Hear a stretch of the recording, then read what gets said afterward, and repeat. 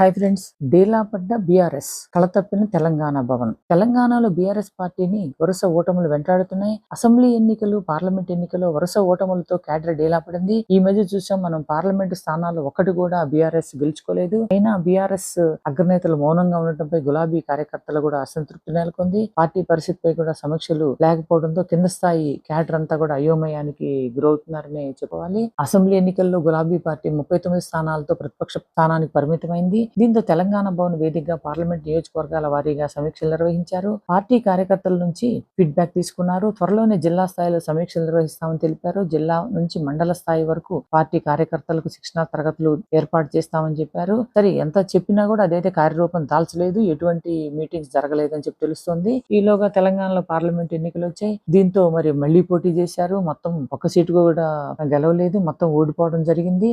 మొత్తం రాష్ట్రంలో 17 సీట్లు, తెలంగాణ రాష్ట్రంలో 17 సీట్లు పోటీ చేశారు. మరి 1-2 వస్తాయని చెప్పి భావించాం. కానీ ఒక్క సీటు కూడా బీఆర్ఎస్ గెలుచుకోలేకపోయింది. అందుకే డీలా పడిందని చెప్పి తెలుస్తోంది. మరి ఇక ముందైనా సరే బీఆర్ఎస్ పార్టీ తన కార్యకలాపాలని సరిగా నిర్వహించుకుంటేనే ఆ పార్టీ నిలబడగలుగుతోంది. లేకపోతే ఇంకా పార్టీ కూడా క్లోజ్ చేసుకోవాల్సిందని చెప్పి విశ్లేషకులు భావిస్తున్నారు. ఒకప్పుడు తెలంగాణ భవన్ చాలా కలకల్లాడుతూ ఉండేది. మరి ఇప్పుడు చూసినట్లయితే డీలా పడిపోయిందనే చెప్పుకోవాలి. ఏ ఒక్కరు కూడా తెలంగాణ భవన్ లో కనిపించడం లేదని తెలుస్తుంది. కళ తప్పింది అని చెప్పి చెప్పుకోవాలి Telangana Bhavan. Okay friends, thank you so much friends. బేరన్ టీవీని అందరూ సబ్స్క్రైబ్ చేసుకోండి. లైక్, షేర్, సబ్స్క్రైబ్ బేరన్ టీవీ.